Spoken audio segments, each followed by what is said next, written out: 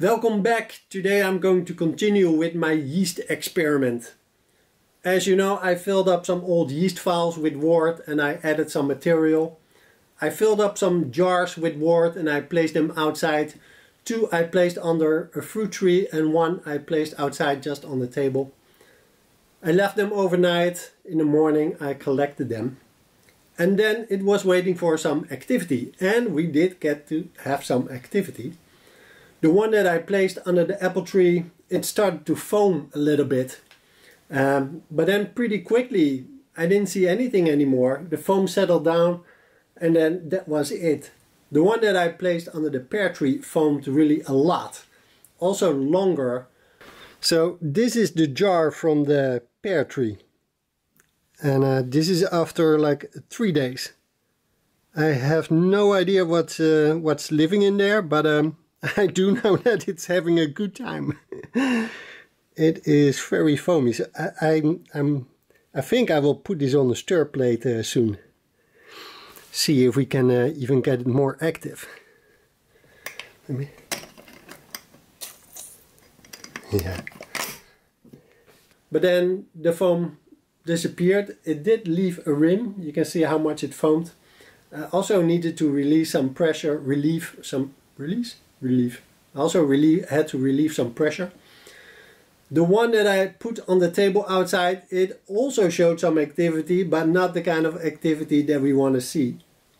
If we look closer, you can see it has some fuzzy stuff growing on the outside. I see some black dots. There's something on the bottom that doesn't look right.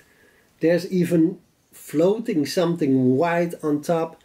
It does not look like yeast to me. This has all the indications of mold. I am not even going to smell this. It might also have yeast, but you know, we have 2 other jars that look much better, so I'm just going to discard this one.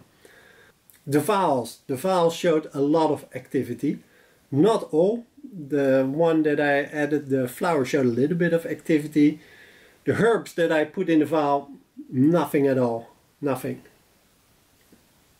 Well, and the 2 vials that really showed a lot of activity was the pear, again the pear and the blueberry.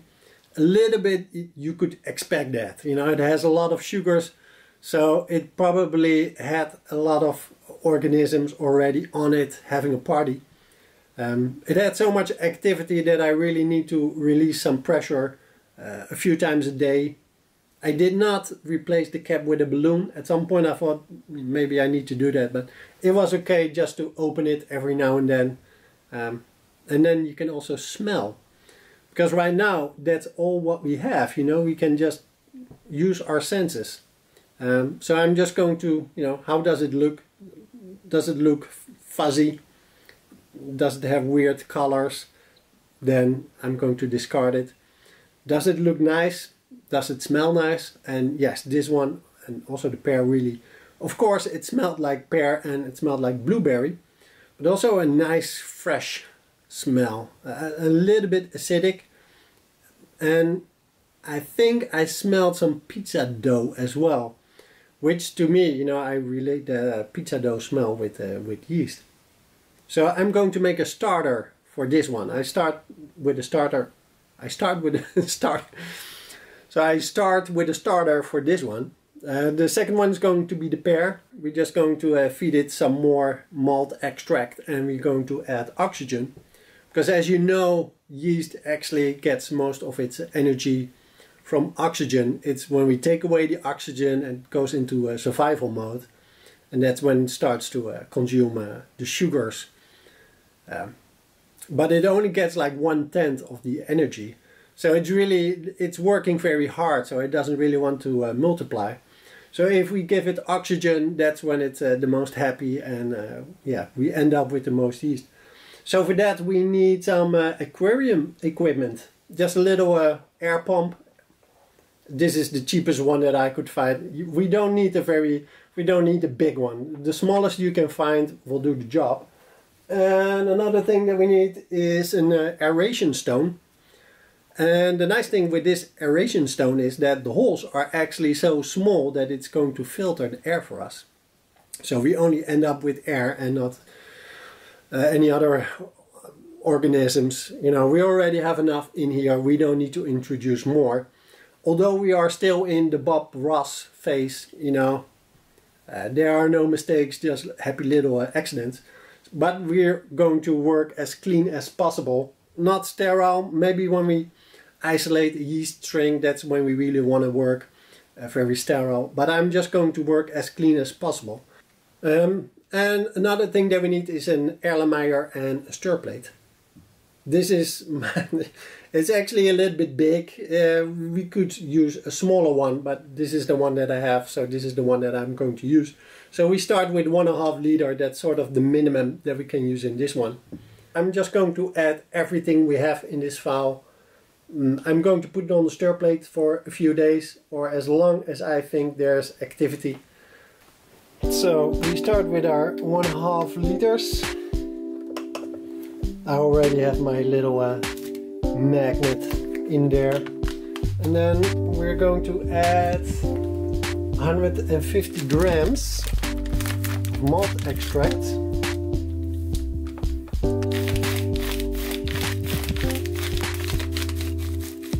So this should bring our original gravity to 135.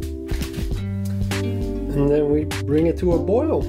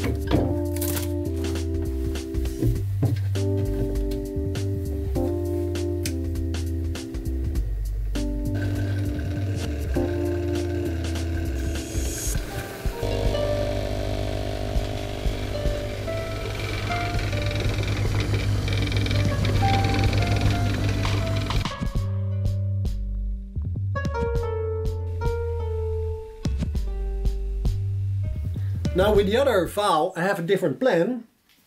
Apple juice. I mean, I know it lacks in nutrition, especially nitrogen. But what it lacks in nutrition, it really makes up in ease of use. Because, you know, I just drink half of it, pour my vial in here. I'm going to shake it every now and then to get some oxygen in here. I'm going to squeeze the bottle to see if there's any activity. You know, every now and then release the pressure. Once it stops being active, I cold crash it. Then I'm going to pour out, you know, the old apple juice, fill it back up with fresh apple juice. And I can keep on doing that, you know. It doesn't have to be optimum, it just has to work. And this is definitely a very easy way of cultivating some yeast. I'm going to do the same thing with the Erlenmeyer. Yes, I'm going to fill the Erlenmeyer up with apple juice from now on as well. So then maybe we can see if there's a big difference between intermittent shaking and stir plate. Yeah, might be interesting. All right, here we go.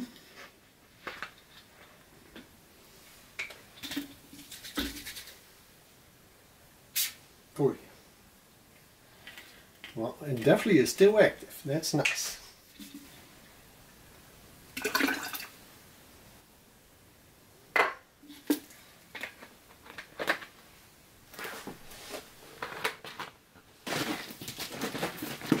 And every now and then I'm just going to shake this to get a lot of oxygen in here.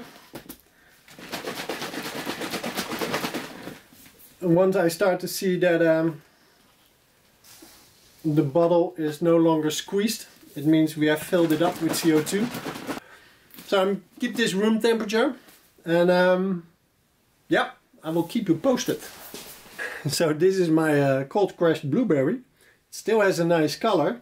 So I'm just going to pour this out.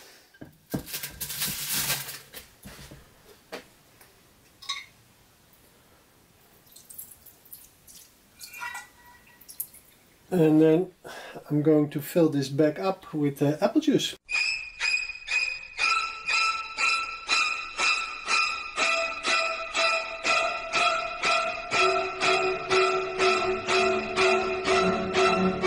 Did the brewing Dutchman just make a terrible mistake?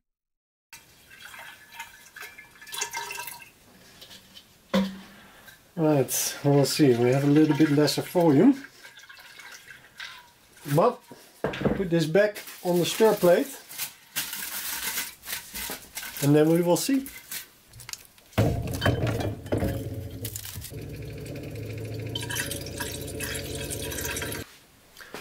And with this jar that was quite active, I'm going to make a sourdough starter, because you know that's also a way to grow some yeast. And well, I have to admit I never fermented a beer with a sourdough starter, but it might be a really nice way to create a wild ale. Of course, with all those starches, you know, if there's any Brettanomyces in here, it's going to have a good time. Any Saccharomyces is not going to have a good time. So we definitely create a totally different culture, you know, making a sourdough starter. Probably also a lot of bacteria, like starches. So we'll see. Maybe it turns out just really weird. I don't know. And maybe it's a little bit like a turbid mash, you know, with all those starches. I once did a turbid mash. It's quite complicated. You have to many steps of heating up a very cloudy wort. It's thick, it's difficult to stir, and when you heat it up, you know, you might burn a little bit. It was yeah, once in a lifetime experience. They do it a lot in the production of lambic beers.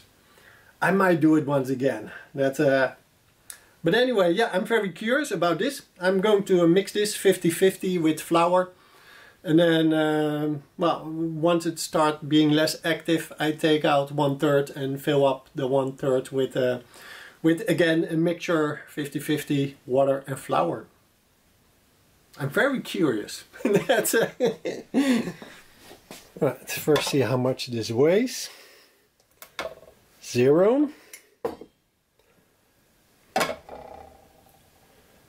285. All right. Our sourdough starter.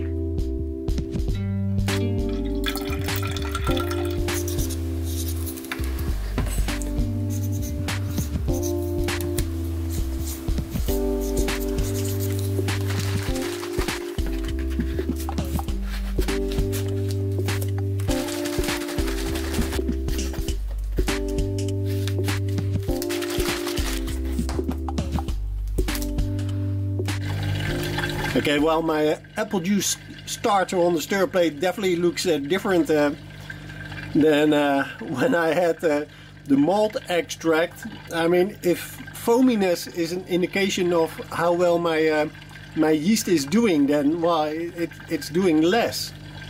Although it definitely smells like fermentation. It smells a little bit like a vineyard. But I also noticed I have a thermometer in here, and well, I noticed it was quite cold. At some point it was like 12 degrees in here because, well, it's standing in the hallway. So I added a little heating element and I hooked it up to my temperature switch.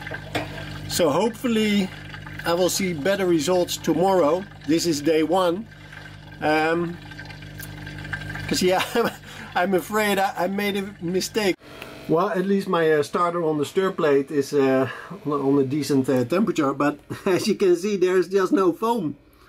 And so my plan, you know, I want to compare stir plate versus shaking, but yeah, not with apple juice. That's just not going to work. And of course, apple juice, it lacks the protein, and it's the protein that forms around the CO2 to create a bubble. And yeah, there's no way telling now if this is still active, yes or no. So I'm going to continue, but then yeah, I'm going to change to malt extract, because this is not going to work. Alright. Okay, day 2, early in the morning. My sourdough starter.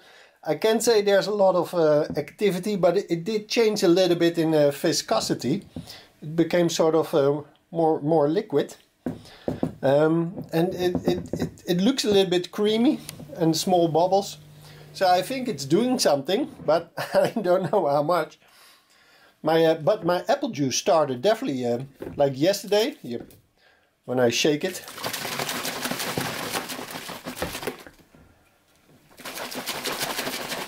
See, we have a lot of CO2. So I just keep on doing this until the bottle stays squeezed.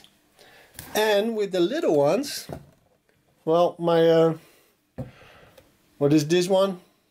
My herbs. Yeah, really nothing. Oh, the flour. The flour is also active. Nice.